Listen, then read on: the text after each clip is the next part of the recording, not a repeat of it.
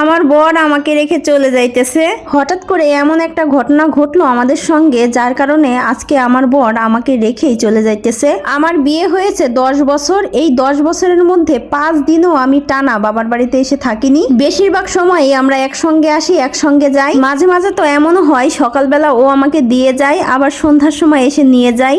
বিয়ের পরে আমাকে ছাড়া নাকি তার একটা দিনও ভালো লাগে না। এই যে যেতে যেতে আবার থামলো। আমি ওকে বিদায় জানিয়ে বললাম, ভালো মতো যাও, সবকিছু ঠিক হয়ে যাবে।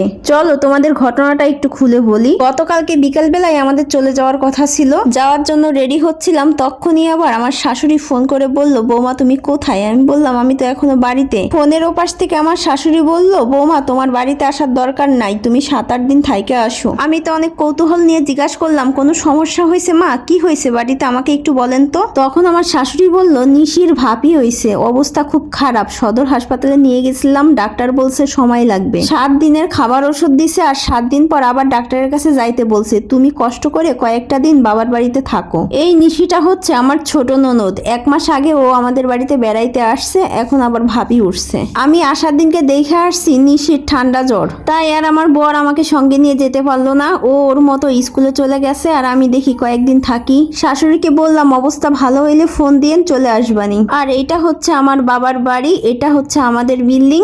আমার বাপ কাকারা হইলো 8 ভাই। 8 ভাইয়েরই মোটামুটি ভালো থাকার জায়গা আছে। এই যে মোটরসাইকেল দেখতে পাইতেছো, এটা হচ্ছে আমাদের গ্রামের প্রথম মোটরসাইকেল। এটা আমার বাবা কিনছিল, আর এই গাড়িটা দিয়ে আমি গাড়ি চালানো শিখছিলাম। তোমরা তো সবাই জানো আমি গাছ লাগানো খুব পছন্দ করি। আমার মতো আমার মাও অনেক গাছ লাগাই, বাড়ির সামনে, ছাদে, সব জায়গায় গাছ আর গাছ। আমার পেছনে একটু লক্ষ্য করো, এখানে 3-4 রকমের আম গাছ আছে। প্রথমেই তো তোমাদের বললাম আমার বাপ কাকারা 8 ভাই, তাই আমার 7টা কাকা 7টা কাকি। আর কাকিদের আমি বিশেষ নামে ডাকি, সোনা কাকি, ধলা কাকি, মেজো কাকি। আর এই যে কুকুরগুলো দেখতে পেলে না, এগুলো হচ্ছে আমার সোনা কাকির পোষা প্রাণী। কথা বলতে বলতে চলে আসলাম আমাদের ছাদে। ছাদে দেখবে কত রকমের গাছ, আর আমার মা ধন্দল গাছ লাগাইছে। কত পরিমাণের ধন্দল যে হয়েছে।